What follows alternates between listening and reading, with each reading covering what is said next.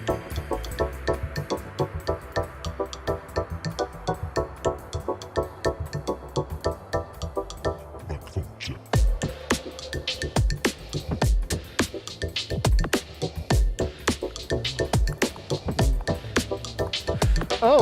hi there. How are you? Welcome to A Filthy Talk, A Filthy Lot's weekly live panel discussion show, coming at you live from North Vancouver on Indigenous land. We just want to recognize the privilege to work, play, and create on these beautiful lands. I'm Trevor Gemma. This is Roz Young. And temporarily joining us as fact checker, Ash Turner. Sorry, as the captain of the Starship chat room. Well, not tonight, really. I don't have. No, I don't have my garb on. It's not correct. Oh, okay. It could be the evil version. Oh, you know, it's yeah. got some like whole things. You know, in Discovery. You know, the Tilly, Killy. Oh yeah, there you go. Yep. Ash Bash. It's Nega Ash. Yes.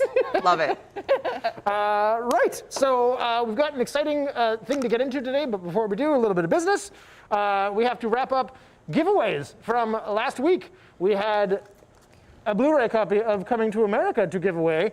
Unfortunately, nobody qualified properly for this. What the heck? So what we're gonna do Dang. is this is gonna roll into a little bundle, and we've got the Pink Panther Cartoon Collection box set on Blu-ray for you. Ooh, courtesy of Kino Lorber Animation. That is a good prize. Yeah, I used to love this cartoon. This cartoon I love so much.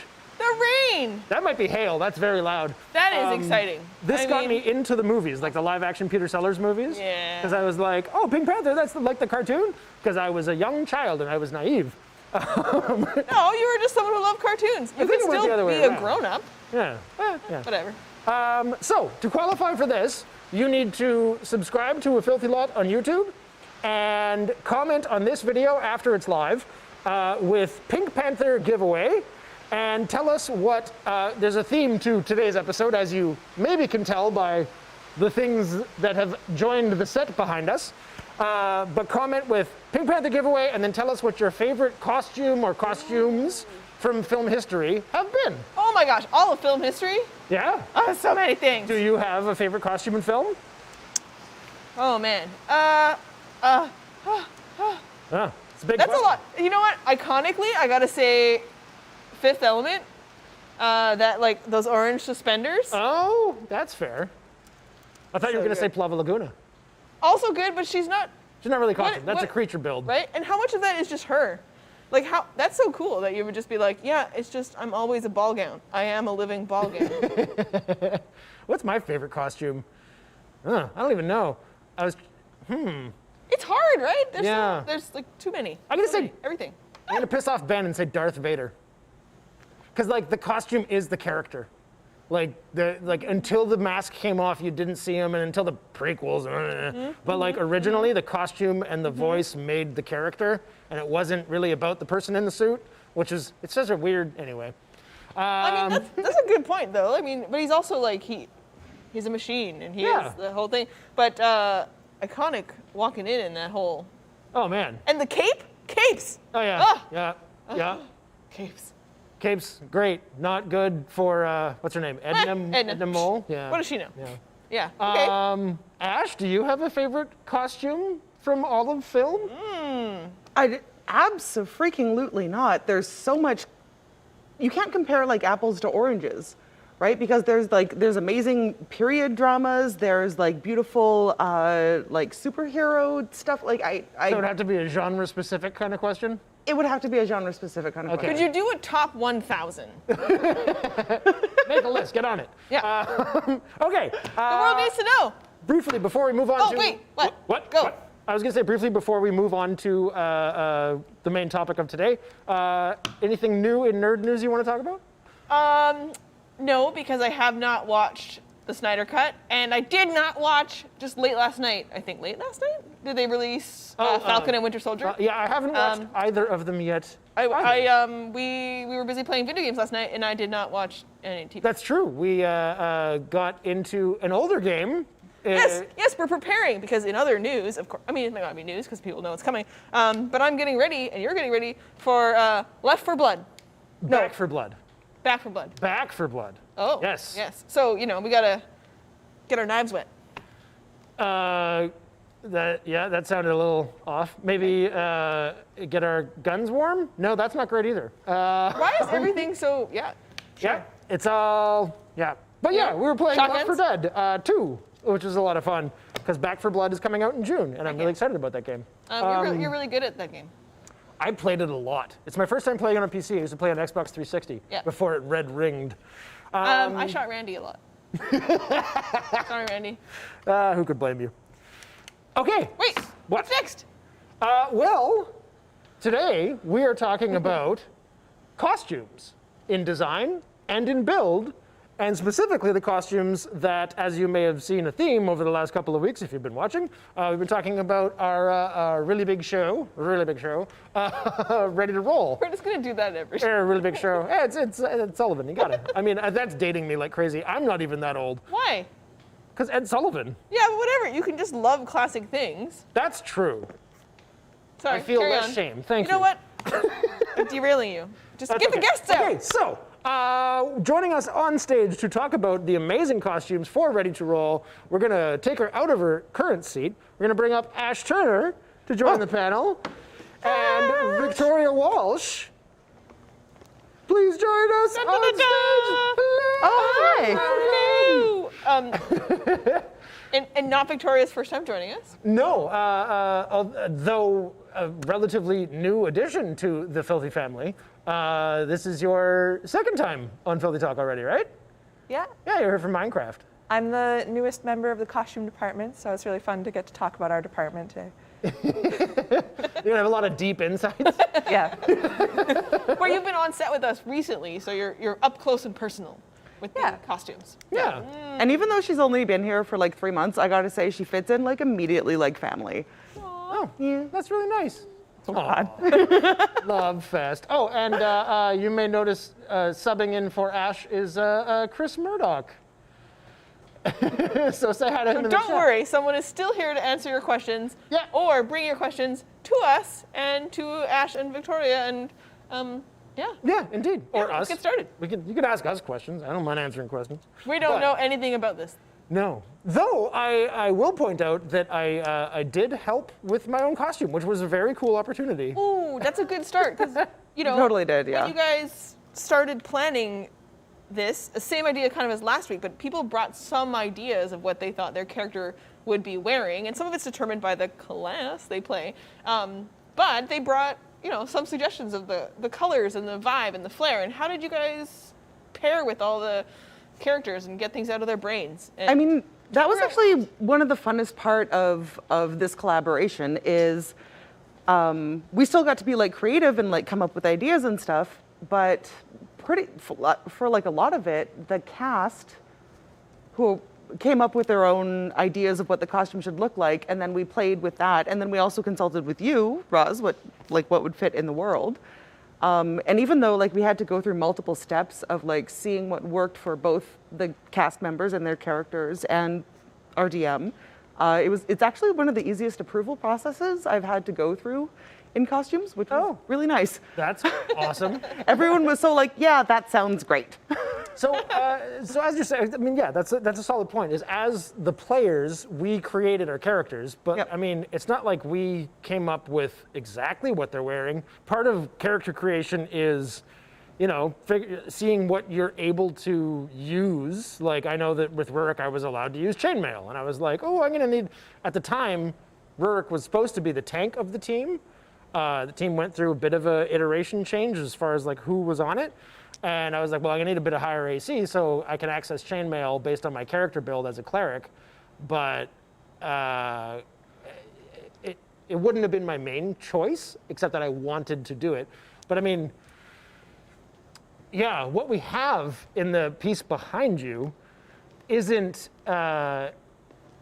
just chainmail. It also, like, you guys added some really cool flourishes that, like, the. Well, yeah, because you've told us from day one, Rurik is a fancy bitch. This is true. And I mean, that's one of the reasons that you wound up in costumes for so long, like hand sewing in like some of the gems and whatnot. It's because you're like, I want to be a fancy bitch. Well, and we were like, did it to yourself. well, That's true. come down here and sew them on then, because we are running out of time. Oh yeah, you were full time at the I time. wasn't. yet. I wasn't working here full Yeah, time. so prior to our first like batch of reenactment shooting, we were under a bit of a time crunch to get the costumes done in time, and everything here is very skeleton crewy. But I think I was down here for 6 full like work days, hand stitching all of the chain around the leather detailing and all of the like jewels within his. You crazy guy. So I love it. I love it. It wasn't just feedback. I actually got in there in the trenches. Oh, yeah. It was like, yeah, it was, and it was a scary needle that I'd never worked with before, a leather needle. It's called a Glover's needle. A Glover's needle. Yeah. Yeah. It's got a razor blade tip, and if you stab yourself with it, it could go down to your bone. It's pretty pokey. It has love in the title, though. I put one through my finger before. You put one through your finger? Yeah. Wait, through like. Not the bone, no, just like the nail. Oh, Yeah. oh, horrible. Oh, ooh. That, like, under the nail? It went. I don't need to explain exactly how the leather needle went through my finger, but they're very sharp. It's like most needles are rounded at the end, and they like actually just separate the weave of threads. But leather needles actually will cut through and force a hole through the material. Yeah, it was intimidating. Yeah, you're right to be scared. I thought we would start because we have Alani's costume on the end behind Victoria. Yes. And you guys started with these sketches. And how much of the initial sketch part was done in consult with the player? I would say we didn't like sit there and sketch with them. This was done by the wonderful Chris Myrdock in chat, by the way. Yes, ask him all the challenging questions. But it was more of like a back and forth. Like we'd consult with like, what are you kind of thinking? And then we would make a mood board and say, does this look like of pictures that you find online? And say, does this look kind of like what you want your character to look like? And they'd be like, yep, sounds great. And then One we of do the up a things sketch and build it. I know, because I wasn't here full time at the beginning, but when we were doing the gameplay, I like to put out ribbons for my initiative order. So each player was represented by a color, and then we would put the ribbons out. And those colors they sort of took with them as inspiration into their costume build side. Yeah. So Alani's ribbon, you know, being he's a ranger, was kind of, he came in with this sort of mustardy yellow color. I think a lot of that was inspired by backstory too. Like we, coming from, I mean, I remember consulting with you about what, are there any signature colors that have to do with the specific god in the world? Yeah. And that's sort of where that came from for Rurik.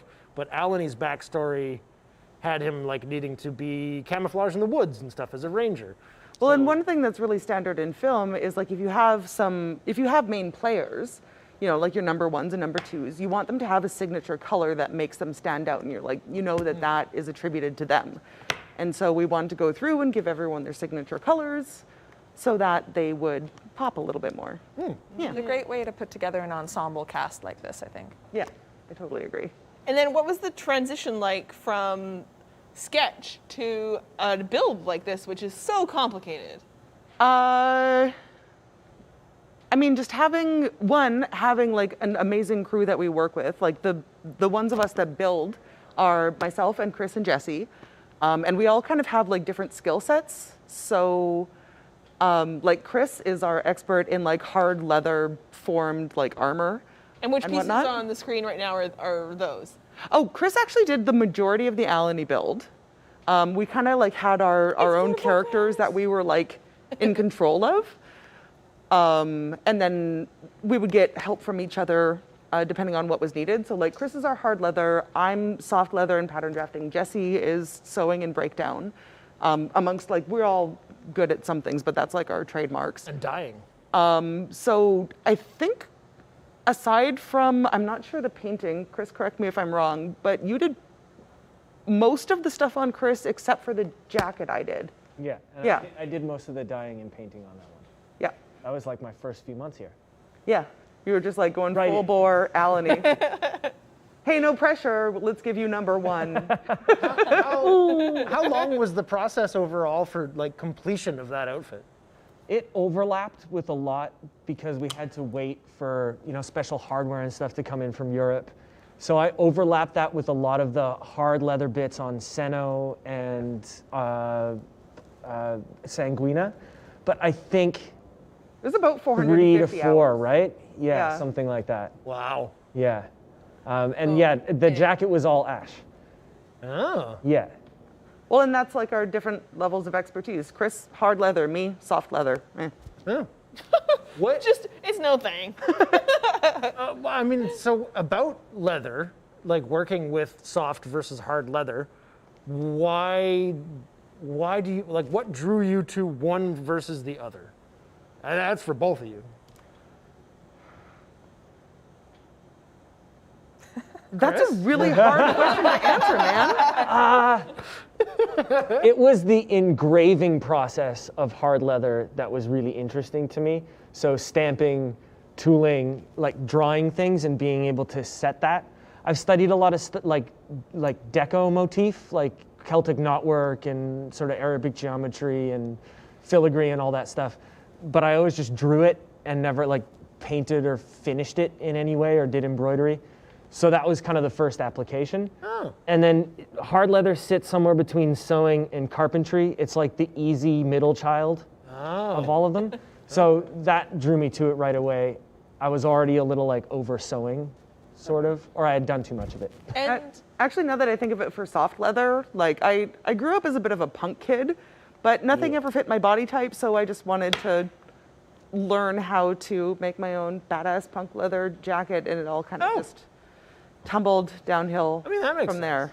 there's so many layers here, and Victoria, you've been helping Alani get ready the most recently. So how long does it take to get into this? Yeah, it's pretty funny, all of the different layers and types of leather that you put onto him, because assembling it all onto his body every morning, it pretty much constricts him completely in terms of mobility.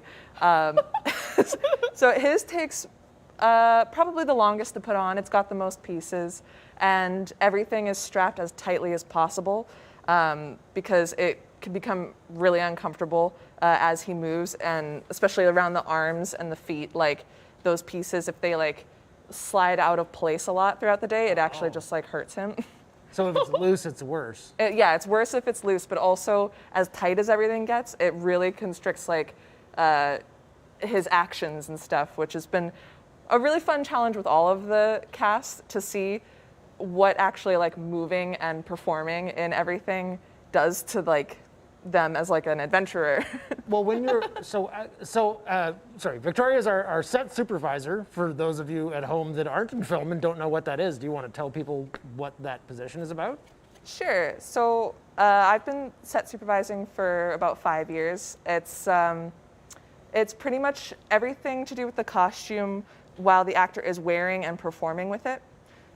So it's a lot of maintenance, last looks before camera, making sure everything is like as it should be, last minute crisis problem solving, and just basically everything around like if they need something or something's not working, or if there's an action that requires putting breakdown or other things onto them throughout shooting. A lot of blood, mostly. Oh yeah, okay. Yeah. And then it looks so cool in the moment when they're doing their crazy things. Hell yeah. Yeah, it takes a lot of work to make characters look the same in shots that are next to each other, weirdly. Like, even though it's just one costume that they're wearing and you think some things shouldn't get, like, that screwed up, it takes a lot of work. Yeah, that's kind of one of like the main things about my job is the continuity, because when you're shooting things, it's hardly ever in chronological order. It's usually by location or by lighting setup. So whatever is most efficient for that. So you end up like filming half of a scene and then having to come back to it a week later if you're lucky. Well, and we've been block shooting, which Yeah. is like everything that's in a location, which might be in several different episodes. Yeah. Like finish a location out. Like, is that more challenging than usual? Definitely, for continuity, because that can be like even subtle things like the side that someone's hair is on, or like little quirks about the costume that can fall out of place really easily matter when you might not remember over several days like what it looked like back then, but when you see it cut together, it's extremely obvious. You've probably all noticed so many people out there continuity who are errors. really good at picking those out, and Yeah. they will let you know. Exactly. Oh man. Oh, We have a question from the panel, which is what kind of schooling or job experience is required to start in the costume department? It really depends on what time you're trying to get into the costume department and what's needed, I think. Like I graduated from Blanche McDonald, but like some people that I know didn't go to school at all and they just applied and got in at the right time. I think that to work in film in Vancouver, you really need motion picture orientation to be able to function on set and know how to use a walkie and know the chain of command and who to talk to. Yeah. So that's like a starting off point. From there, an entry-level position in our department is like background costuming. So dressing the costumer. extras, prep costumer, like shopping, assisting. And you can work your way up through that way, but I also went to university before I started in film, so. what did you take there for that? I went to Capilano University for costuming for stage and screen. Oh, okay. Didn't know that. It seems to be a pretty reputable course. I mean, I see a lot of my alumni working in the industry. Jessie is also an alumni of the same program. There you go. Yeah, so it's kind of, I don't know. It was a really, really difficult course. I don't know if it's entirely necessary to go to school for film.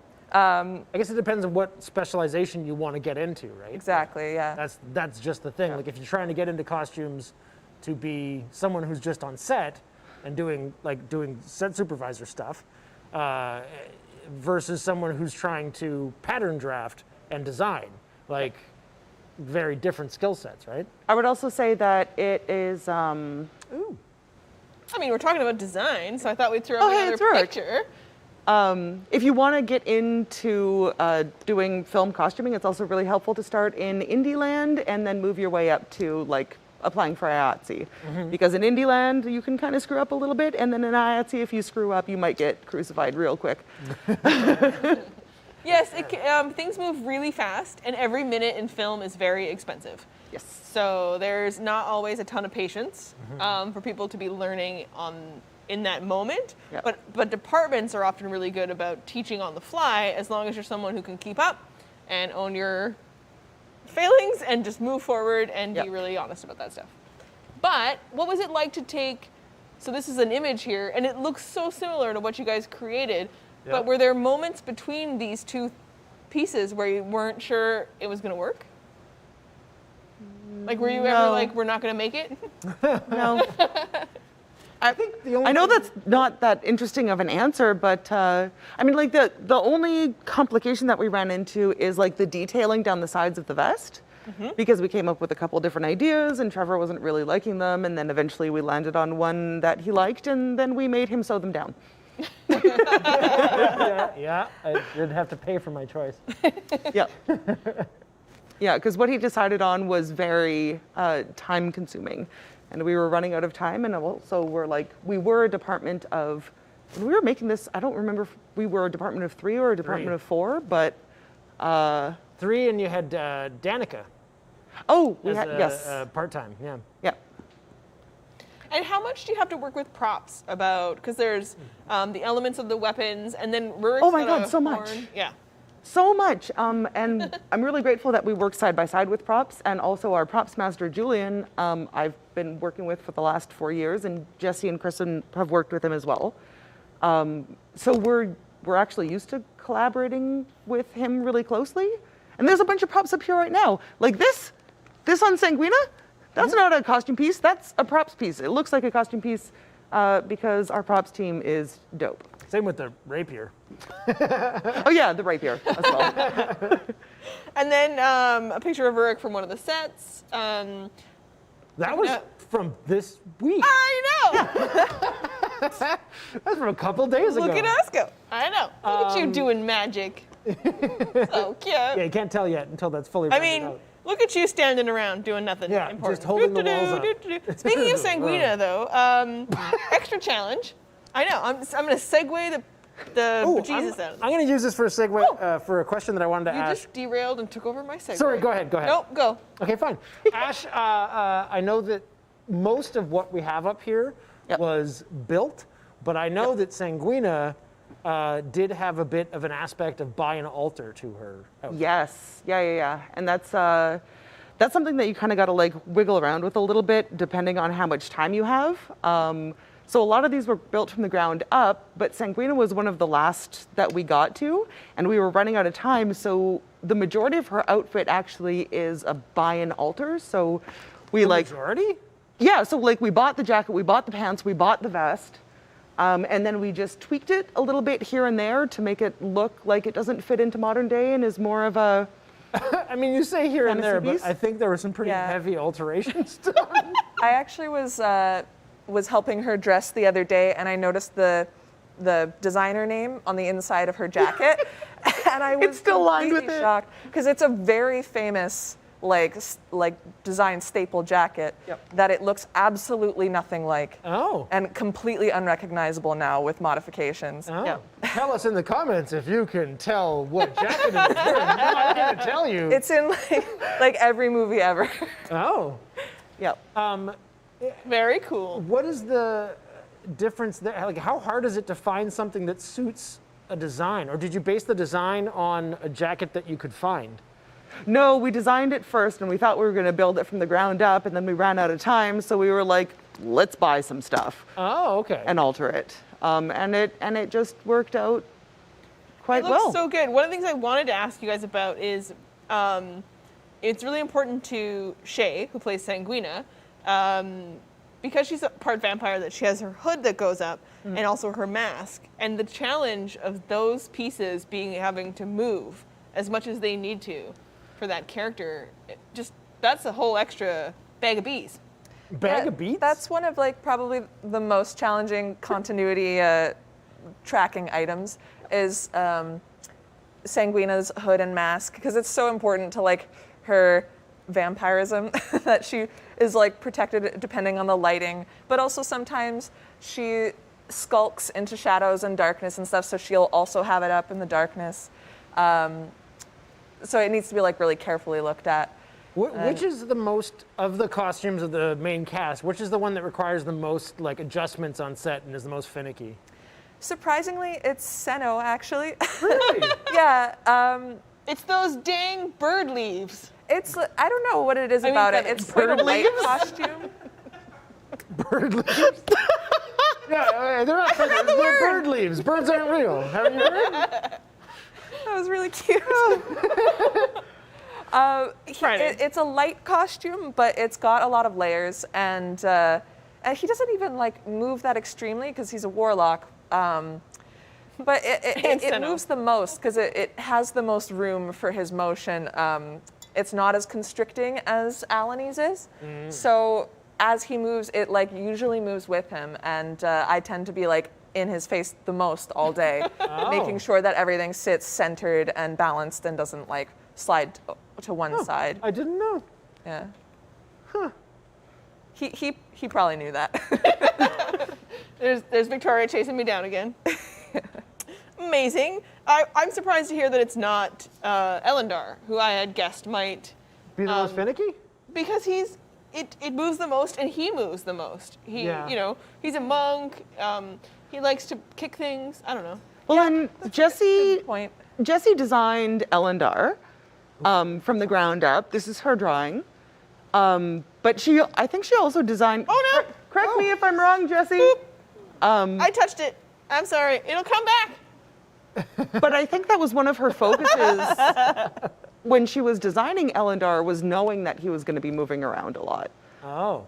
So I think that was taken into consideration when Yeah, he did some when she stuff created at the him. table that he was always trying to be super fancy.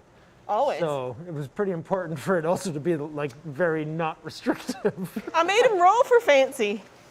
And Roll for sometimes fancy. it was good. and sometimes it was not. Yeah, that's Yeah. true. Yeah. Oh, here comes the hail. wow. Here comes the Again. hail.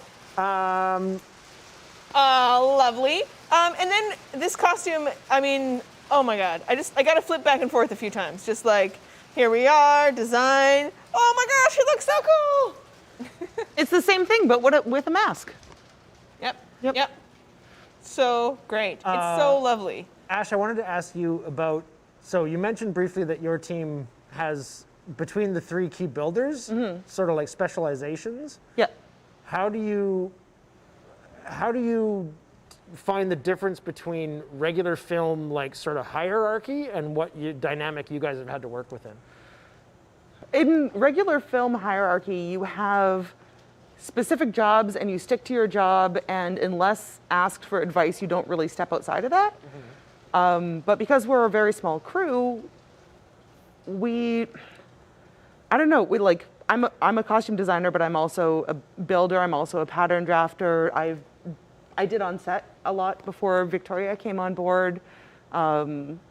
So we all kind of just have to like fill in the gaps where the gaps need to be filled.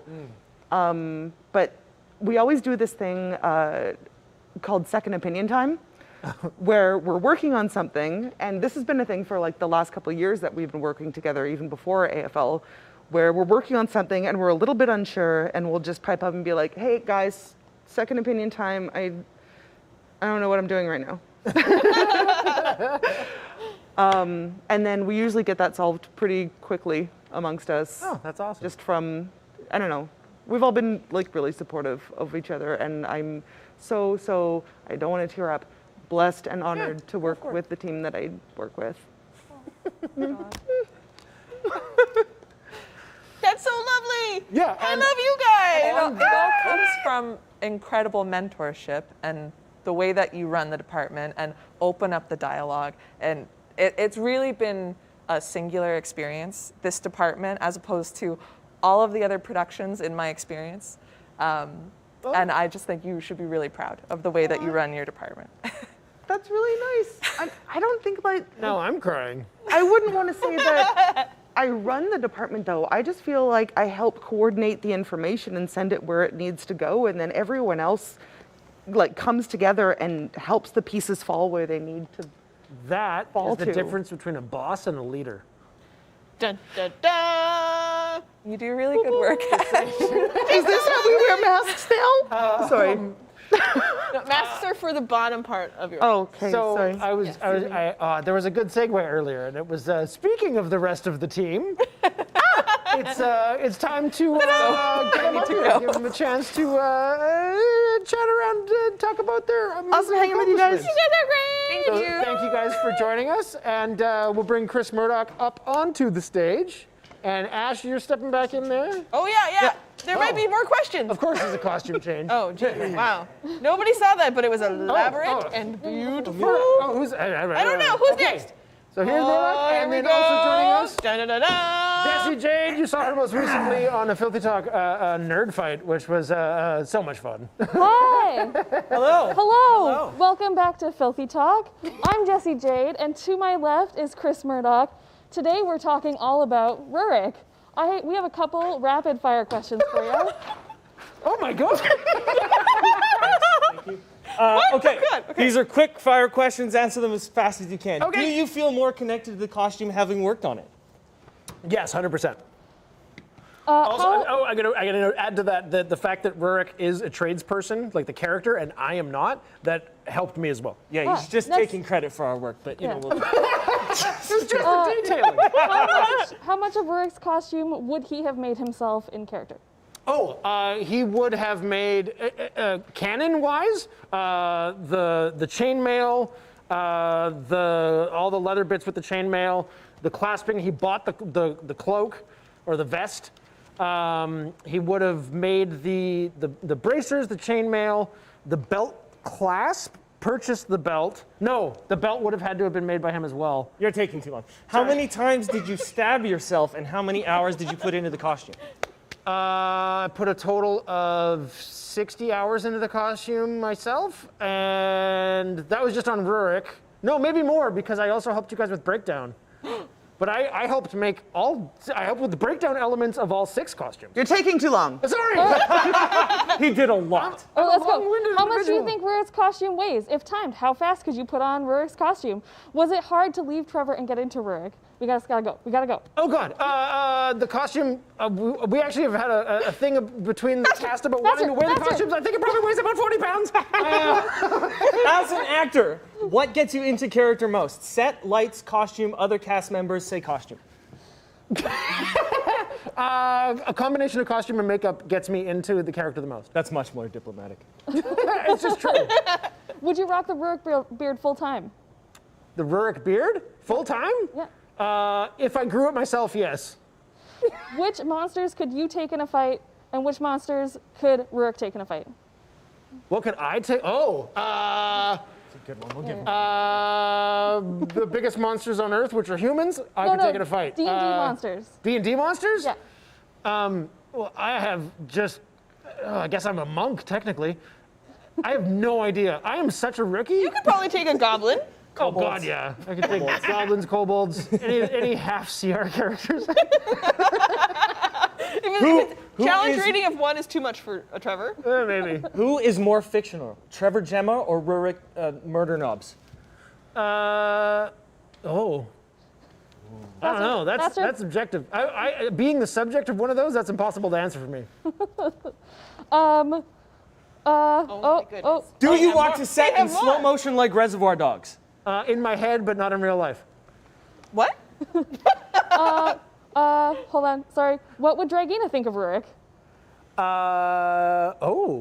Dragina would probably come on to Rurik and then try to What take would advantage, Rurik think of Dragina? rob him. Rawr. Actually, yeah. Last question. Oddly enough. Oh, Last question. Is Rurik a fancy bitch? Oh God, yeah. Well done. yay! Oh, amazing. Okay, so I guess we've been fired. That's fine. That's fine. That's Lightning fine. round. Weren't I'm gonna intentionally gunning flip for your back job. forward through though. Look at these guys. Oh, they're so cute. Such a nerd. Yeah, right? What a dork. Alen is such a I think of all the cast, him and Matt are the longest standing like D&D like diehards, and Elendar, seeing Elen be Elendar, he always looks so alive when he's the character. It's just like you're living your dream, like right. Like, I love his voice work for Elendar too. That like switch between the silent monk and the like yeah. out of place like teenager elf. It's so good. So now you and Elen had played prior to this whole show, right? Like you guys had done tabletop together before. We knew each other before. We were friends before, but we'd never played any tabletop games prior to this. And since working together, we've I think become a lot closer and started playing more games together and stuff. Oh, okay. But you designed his costume, I correct? did, yeah. And that meant a little extra because you knew how special it was to someone who's been such a long-standing D&D player. Yeah, like when we first started talking, he had another Elendar character before coming here, and so he sent me art that he'd had done of that Elendar, and we talked about incorporating that sort of aesthetic into his costume and sort of playing an homage without totally taking that character. And that character's long story is epic. Yeah, it's up. It's epic. Are we talking Is it- about 17? No. No. No, this is the original Elendars. But Oh. it's also pretty epic. 17's is more epic. Okay. but- I've heard one or the other. I can't remember which. He's on a new journey now. In Altero, where we will discover more. Someday, maybe. Okay. Yeah, you got lots of pictures. I know. There's so many more things to talk about, you guys. Aaron. Oh my goodness. Whose concept drawing is this? That is mine as well. It's yours as well? Yeah. And Such a challenge. and that one you can see behind Roz and myself. How was it translating that into this? It was a really interesting experience. There was some challenges I didn't expect. Her armor had to not hit her face all the time, which was something. Oh. that I didn't expect. When you bring something from a 2-dimensional object into 3 dimensions, it becomes a whole other thing. And chainmail takes forever. Who knew? Oh, right, because the chainmail for Rurik was a purchase versus the chainmail and Aaron you put together by hand. Yeah, I had help like here and there. Like Chelsea came and helped me, and Kevin came and helped me, and I think everybody from the department kind of put a few links on here and there. Like it was a collaborative experience for sure. Because Aaron is actually our tank. Yes. And I mean, you can't tell because you guys have done such a beautiful job, but the idea is that beneath the layers of the fabric and her cape and everything, she is ACAF. Yeah. She has a very high armor class. Yeah, now I'm just a decently high armor class magic wielder hammer. You should heal more. I will not be put in a box. Why? Suckers can spend their money. I am on a healing tall potions. dwarf and I will not be typecast. Yeah, I'm a blacksmith who likes to hit things with a hammer, and my god is that of war. I am not a healer. Sorry. We're gonna work on sidetrack. that. We're gonna work on it. So, this is a question for both of you guys. How do you? I mean, I know that you are a leather worker sort of by trade, but how do you determine what materials to use when you're faced with such a broad variety of what kind of armor or clothing these people want in their character or need to have represented? I mean, it's partially, expertise and interest. We'll sort of see who's really interested in what pieces and if we think we can make them. And then there's just functional concerns. So, for RNs, it's hard to make leather look thin enough and rigid enough to pass for something like plate. Oh. Right? Okay. It would look thick and ungainly, and it would move in ways that you wouldn't notice. So it needed to be something rigid. So it's a mix of sort of interest and skill and functional necessity. And Aaron, I just want to show the next image here, which is a still from the episode stuff.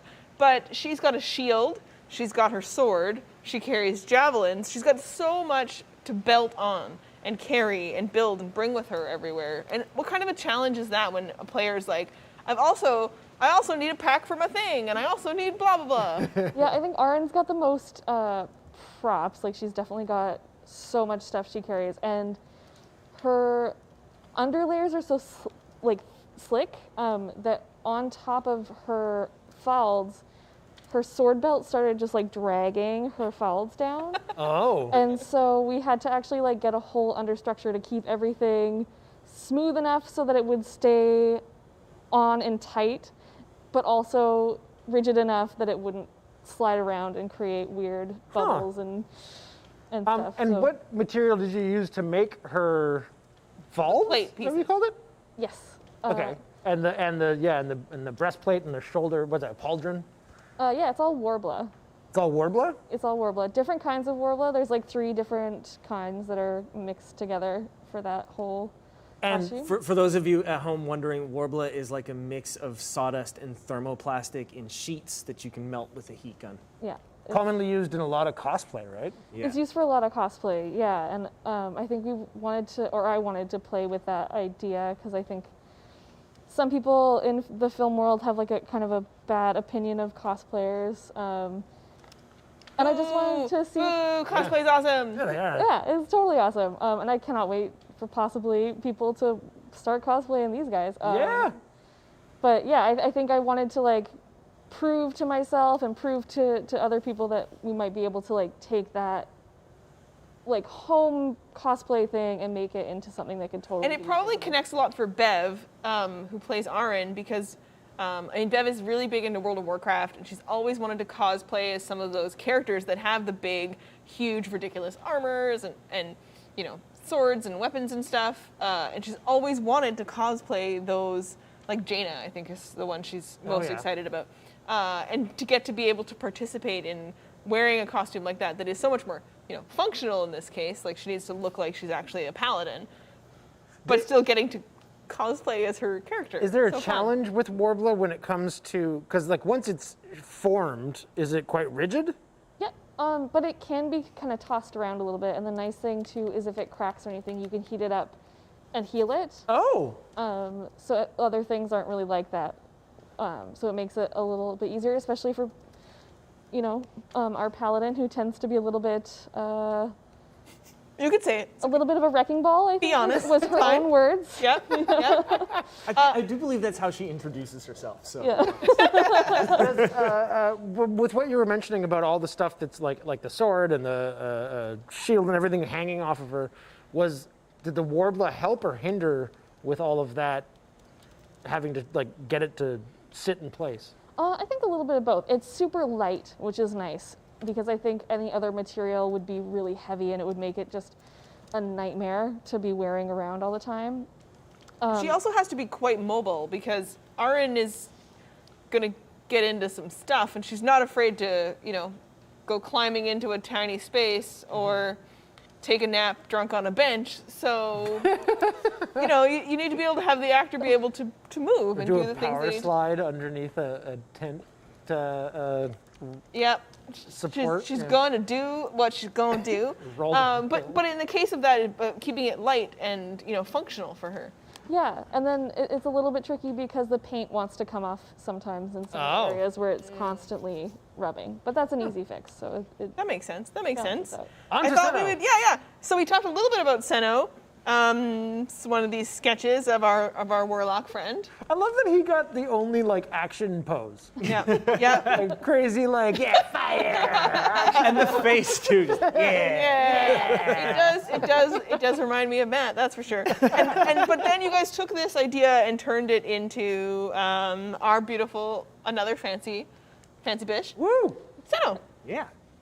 So, okay, there's a lot of leather here, but was this a lot of leather between yourself, Myrdock, and Ash? Or? Yeah, that was really collaborative between myself and Ash. So I did all of the pieces that sort of have this sort of tooling and deco on it, and I did get to. I think the cloak was one of my only sewing projects. Oh. Yeah, and it just reminded me that I hate starting sewing projects, but I like them once they're going. So I did most of that cloak, and then Ash made the tunic underneath and all of the clothing. I did the belt. That was another not hard leather bit that I got to make that was fun. And then I made these triangular pieces over top. So that was really collaborative, which was fun. So, do you guys get more of a chance to operate outside of your usual wheelhouses here? We get to choose, which is really nice. Oh. It feels like we can really say, I don't feel confident in making that. Do you mind taking that on? And often someone will make that call too and be like, I will happily do that for you. If you want. So we trade like lunch snacks. It's I'll do your sewing if you want to do my riveting. Ash, what do you got for us? The chat wants to know for both Chris and Jessie, what's a build that each of you would love to tackle someday? Oh, I want to make a Cenobite.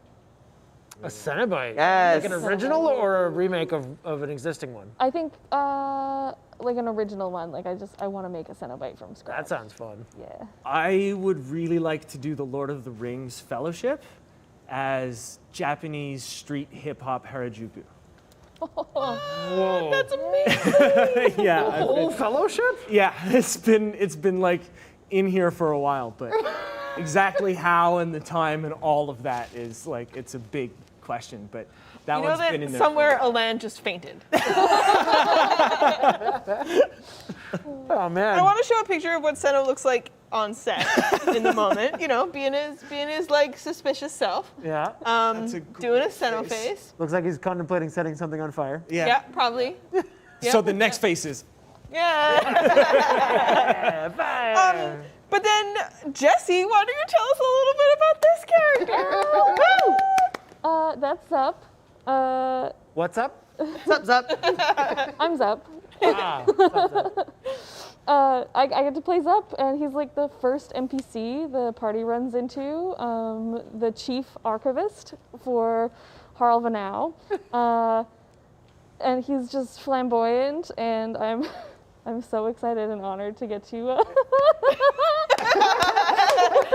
so happy and cute and proud. I want to add that we were thinking about dressing up as characters, and when Jessie thought about dressing up as Zup, she said, I don't think I could be myself dressed in that costume. That's fair. Yeah, we're like for this, we were thinking of wearing costumes that I can't, and I also can't sit still in that costume. Like it just makes me want to do cartwheels. Oh, really? Yeah, it totally transforms me, and it also got me through like lockdown.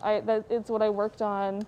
Right. And it was like the thing that kept me going, basically. Like I don't think I could have been a whole person. Maybe I wasn't a whole person, but at least I had Zup.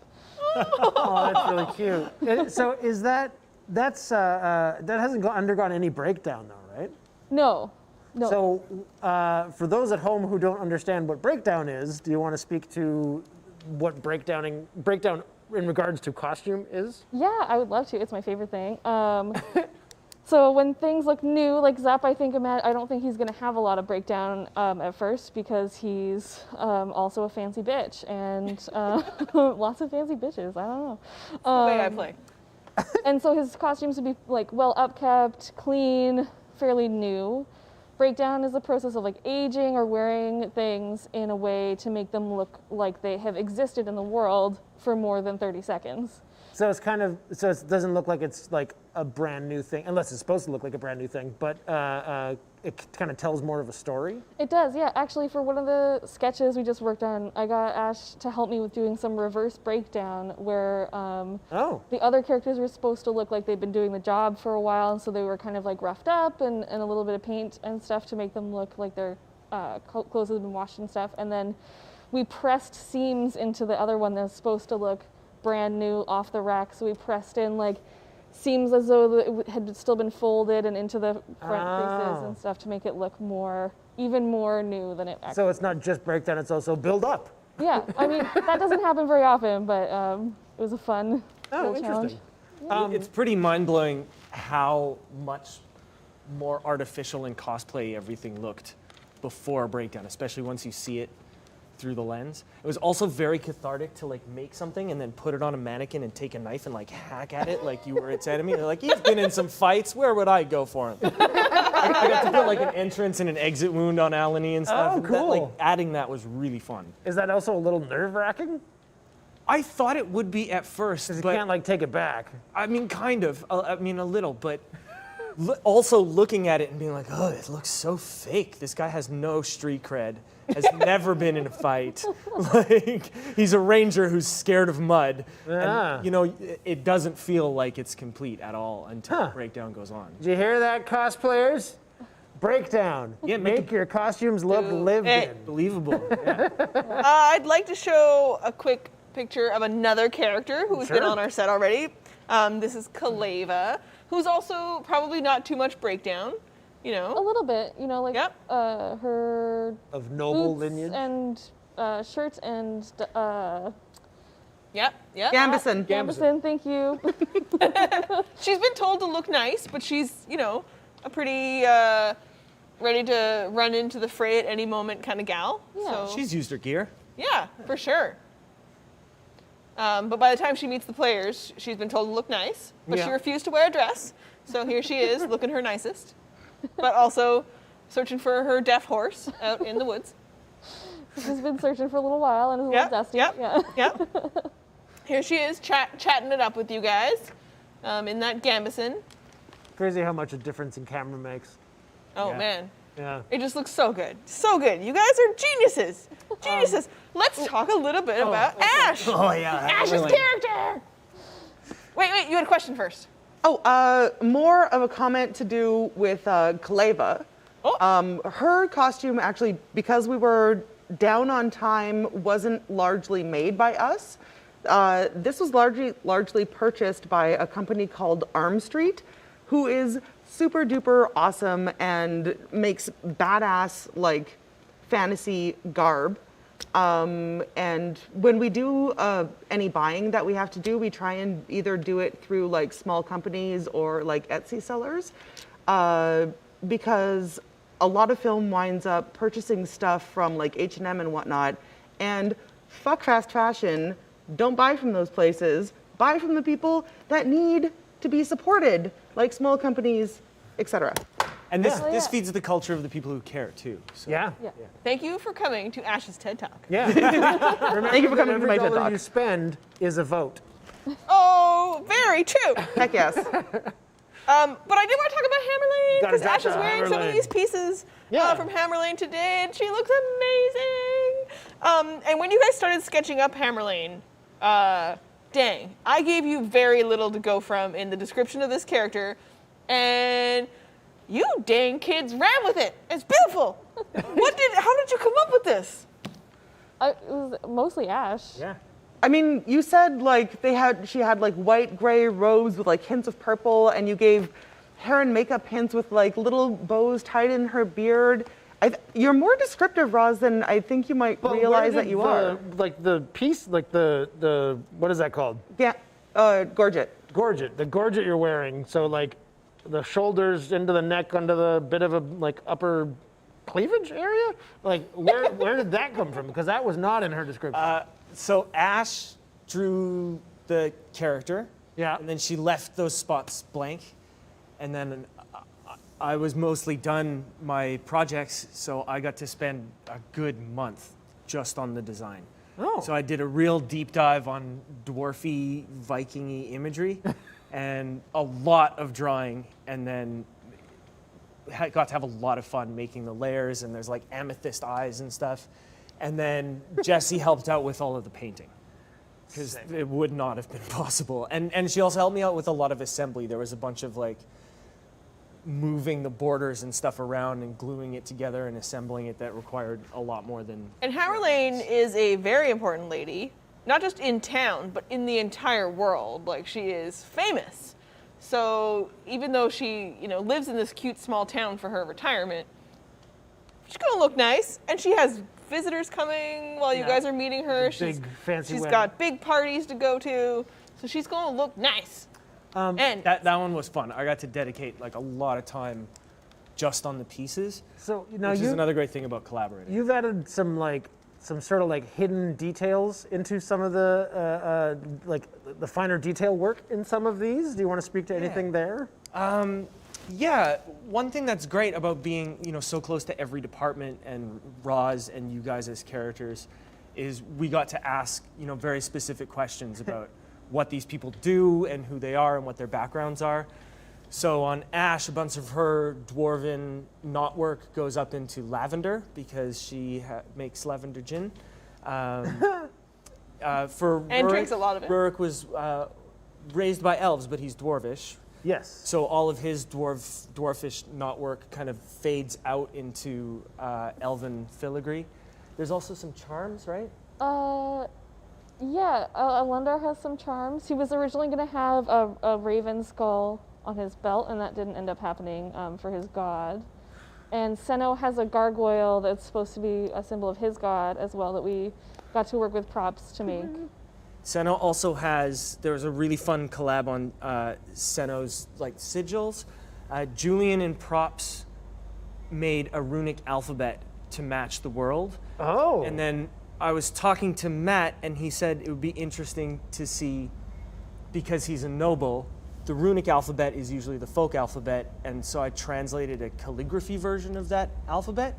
Huh. And so his name and his house are on the edges of around of here. of his gorget. Oh, cool. But they're in a calligraphic version of the font that Julian created. people here are so Really fun. talented. Crazy. What's up? The chat would like to know, for the two builders up there, if there's any type of costume that you would like to work on that you haven't had a chance to yet. I want to make cyberpunk costumes. Ooh. I want to make something cyberpunk, I think.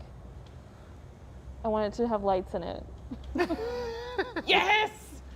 In terms of fantasy, not really. We really got what we love in on this, especially the Pixies project. That was Yeah. super So the Pixies fun. are still in progress, even. Yeah. And these are something like, how did you deal with having to take full-size humans that we are then going to be shrinking in post and make it look like they are things that are only a foot tall? Guessing? Not a bunch of precise measuring and real skill. No, I'm just joking. It's totally How big precise. is this leaf in comparison to my arm? But you guys did, the pixies are kind of inspired I did a by. little bit to scale. Oh, really? But the pixies yeah. have, each of them has an individual inspiration from nature, right? Yeah. So a lot of those pieces from nature are incorporated into their costume, like beetle shells and birch bark and stuff. So I did kind of calculate about how big a 12-inch person would be compared to like a small oak leaf. Over the break, my girlfriend and I went and actually collected a few leaves and put them on tiny 12-inch mannequins. Oh, wow.